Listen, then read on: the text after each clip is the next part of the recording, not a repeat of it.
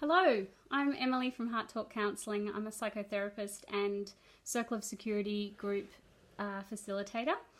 And I wanted to talk today about a topic that a number of parents have come to me with lately, and that's the topic of supporting an anxious child. So seeing this a lot more frequently lately, and I think it's to do with, how fast the pace is getting in the world and in our lives, and the sheer amount of information that we're exposed to. So I'm going to break down the topic into 4 parts that I'll do over a series of 4 videos. The different areas that I'm going to talk about are emotions, developmental stages, the physical contributors to anxiety, and our nervous system. So today I'm going to talk about emotions, and we'll start with the topic of just the awareness around the fact that of how connected our kids are in with us and what's going on with us. So they really are co-regulating with us all the time. So it's sort of like this constant feedback loop that's going between us and them, us and them. They're really attuned very closely, and you see this particularly with babies, how they've got their eye on you at all times.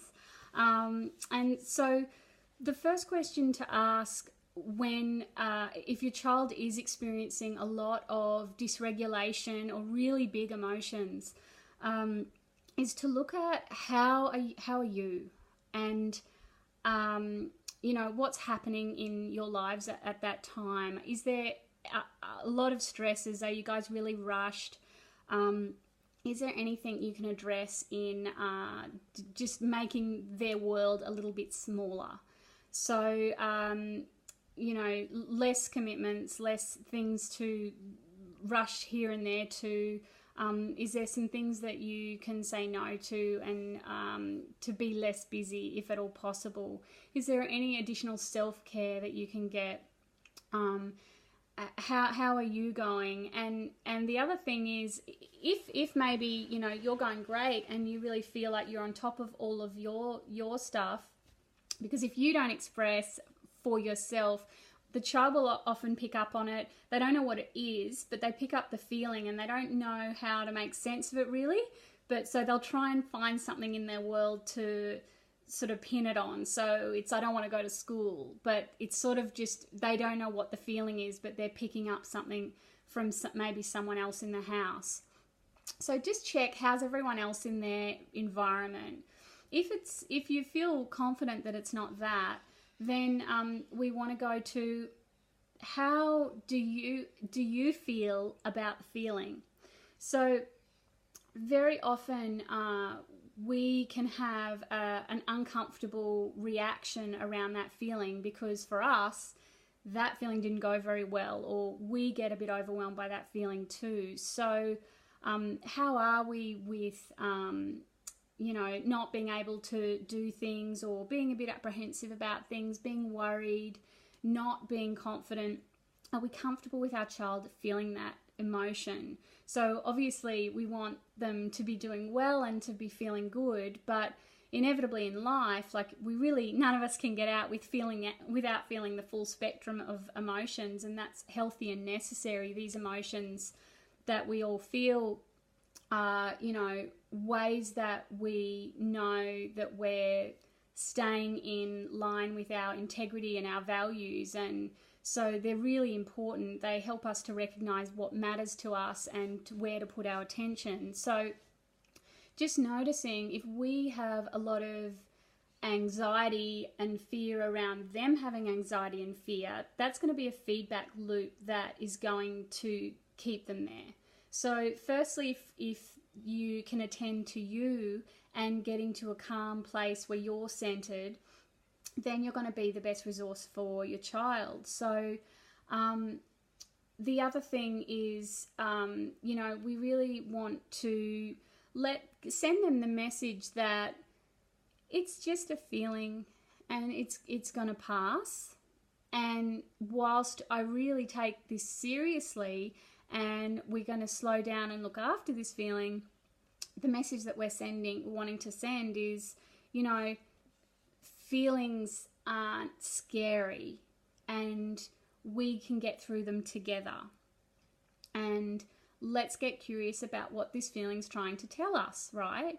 So we're always wanting to help them to try and look beyond the feeling and what might be the needs that are beneath that, so that then they can get to a position of power and choice and start to, take responsibility for, meeting their own need, get into these habits early. And obviously we're going to support them with that process, but, we also want to understand, the human experience is so personal that we want to just feeling, bad doesn't necessarily help us to understand each other or to find a way through what's going on. So, children naturally will have quite a limited emotional vocabulary. So we want to support them with their emotional literacy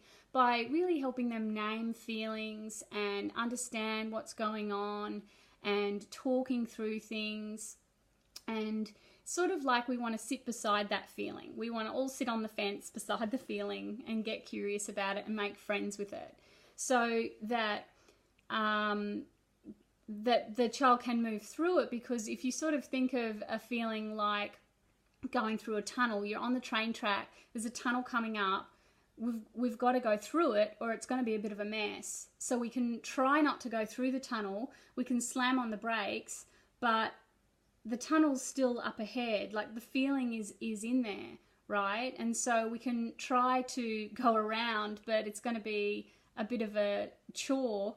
We really have just got to go through the tunnel. And, once we go through, there's the other side. It's not endless if we allow it.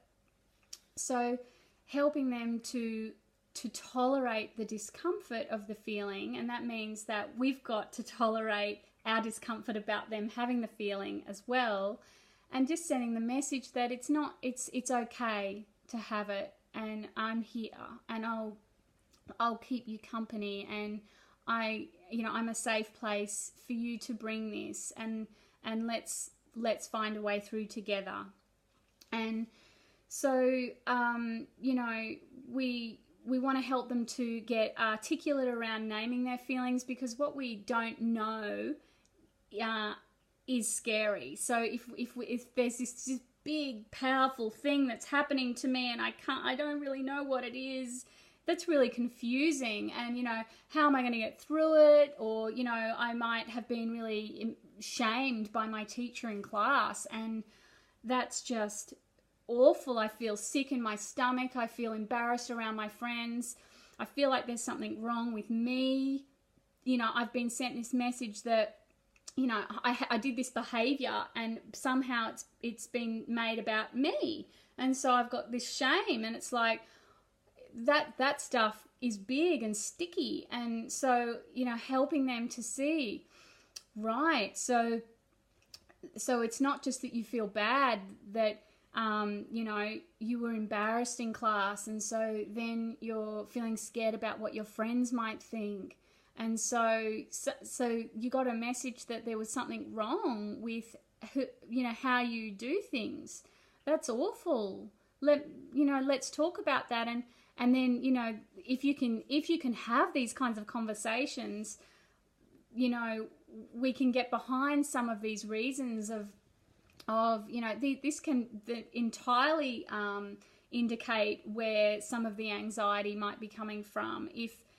If I don't know how I fit in, if I don't know how I belong, if I don't know how to be in social situations, then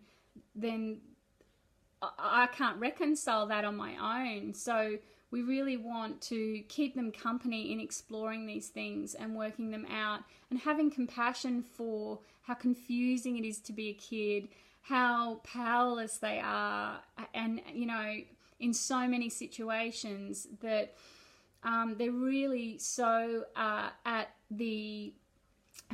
so vulnerable and at the whim of us and what we're doing and how we are. So really helping them to understand what's going on. And, you know, we want to also understand that in their thinking, they really are not as sophisticated as we are in terms of, like, if we even just look at, and this is a huge one with anxiety, if we look at transitioning. So if you think about, for example, at the end of the weekend, how do we transition ourselves inwardly to be ready for Monday morning? I know that for me, I wake up Sunday and I realize it's Sunday. So most of the weekend is sort of past. And then I think, I might be thinking, I've got that meeting tomorrow that I'm a bit worried about, or I wonder if this is going to happen, or am I ready for that exam? And so I'm starting to inwardly prepare myself and build myself up for that.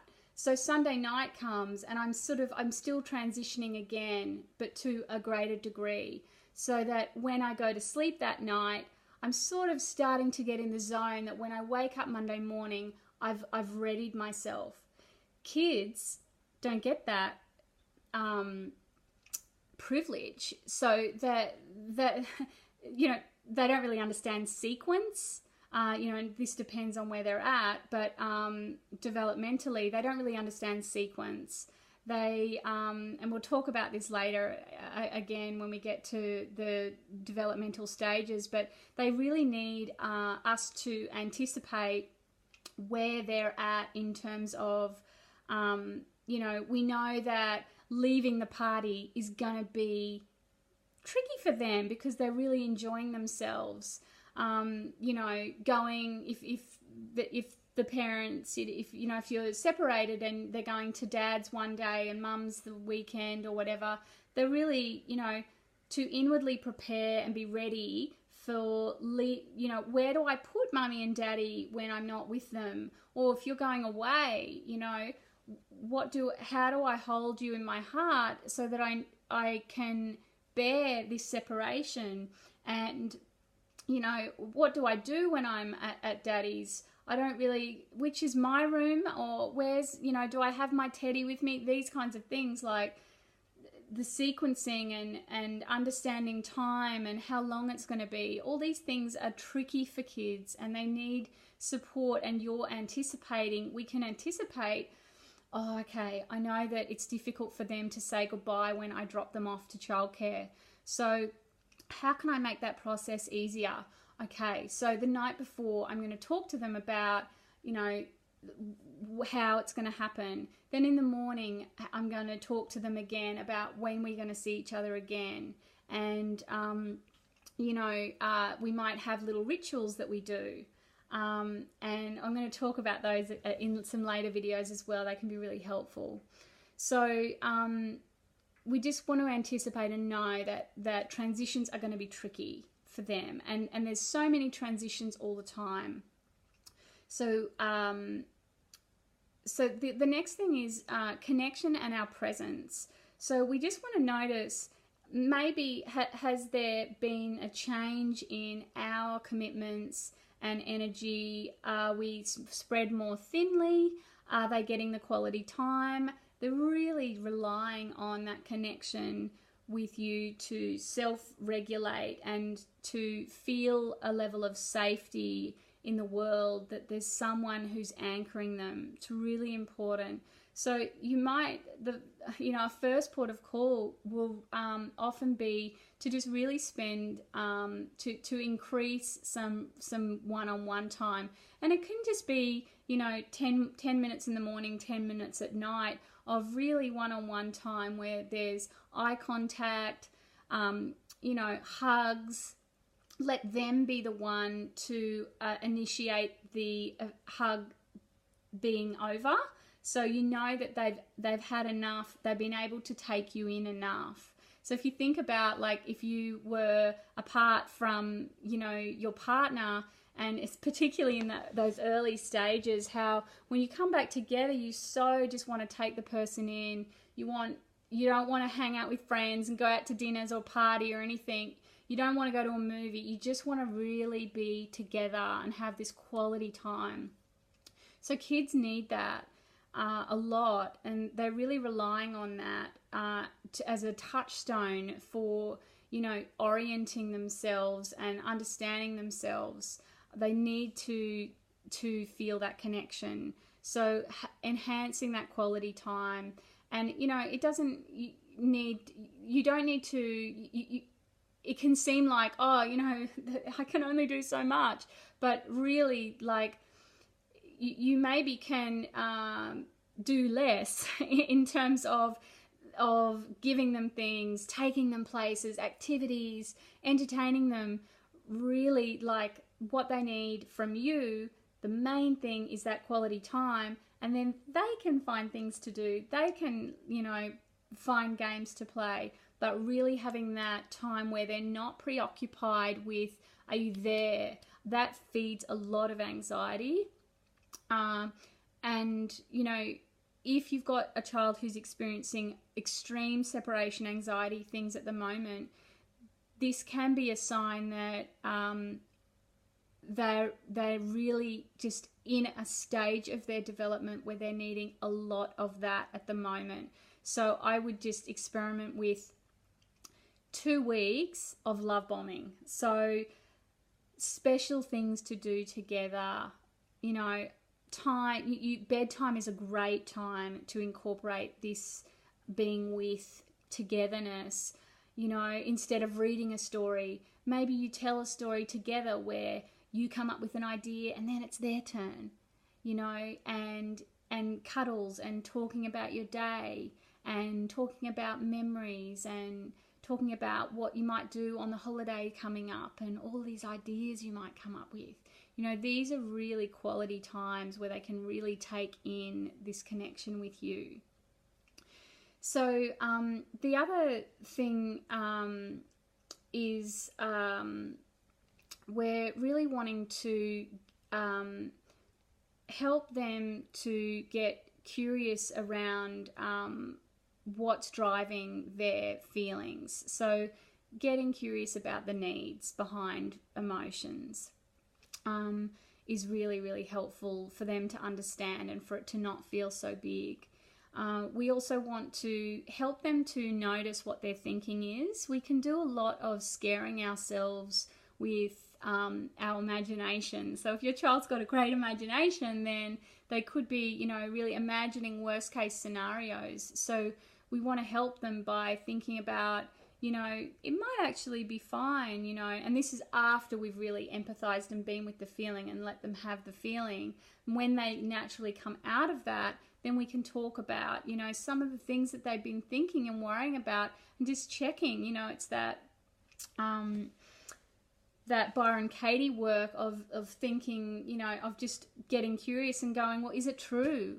Let's look at that thought. Is it true that everybody doesn't like you and that you never have, you never have fun at parties? And then looking at, you know, remember that time, or, you know, starting to also really put focus on their strengths and noticing how they've changed over time. That they used to be really worried about climbing the tree, and now look how high you can go, you know, helping them see that they're getting stronger and that they can, and holding an image of them in your mind of that they can do it, that they are strengthening, that they're going to be great, you know. So, and because they're going to pick up on our fear as well.